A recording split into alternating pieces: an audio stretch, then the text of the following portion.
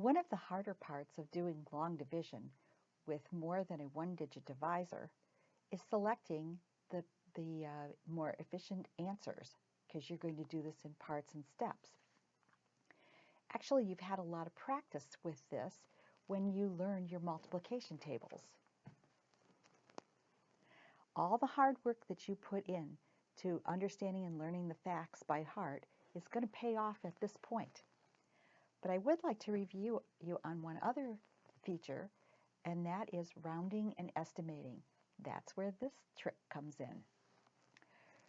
Let me direct you to the number line for a moment. I've put in 0, 1, 2, 3, 4, 5, 6, 7, 8, and 9, and I've split it right here in the middle with 5 of the digits, single digits, going toward the left-hand side, and 5 of the digits, single digits, toward the right-hand side. This is what I call wimpy and power numbers. Your wimpy numbers are 0, 1, 2, 3, and 4. Notice they're on this left-hand side of my division board here. Numbers ending with these digits are considered wimpy. They have no power to bump the number to the next decade. If we were between these 70s and 80s on this number line, we would have 70, 71, 72, 73, 74, 75, 76, 77, 78, 79.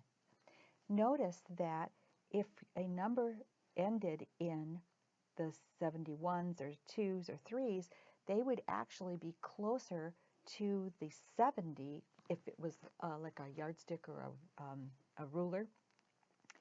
Then any 70 number that would be 75, 76, 77, those numbers, those 70 numbers, would actually be closer to the next decade, which would be the 80s.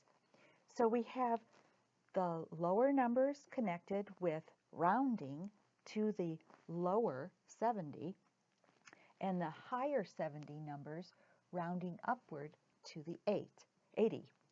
And we do this with understanding that numbers ending in 0, 1, 2, 3, or 4 are wimpy and have no power.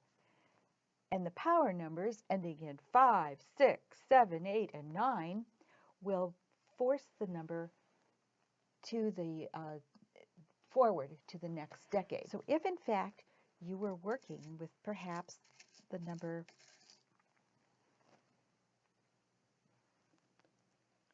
71,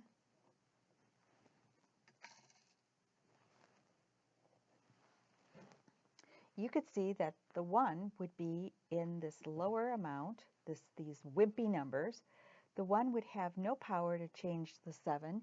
In fact, 71 would be closer to the 70 than it would be way over here to the 80.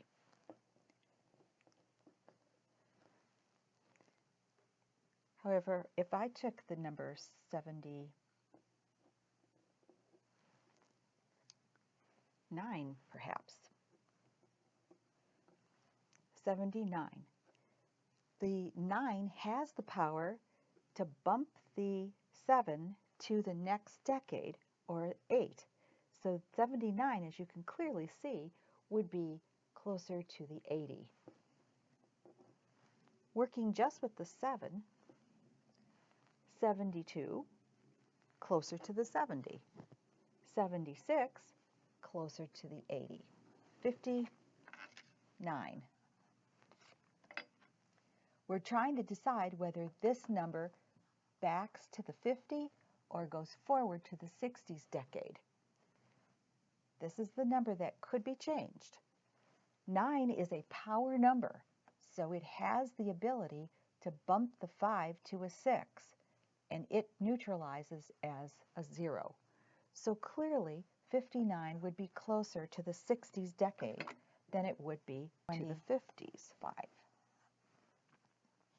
We're trying to decide whether 20 or 30, because 25 is between the decades of 20 and 30. We'll decide whether 2 changes or stays as the 2. 5 is a power number, so that has the ability to switch the 2 to a 3, and it itself becomes neutralized. So we would estimate or round that number upward. In the next video, I'll show you how you can use this concept to select a divisor that is actually helpful for you when you go to select partial quotient answers for a long division problem.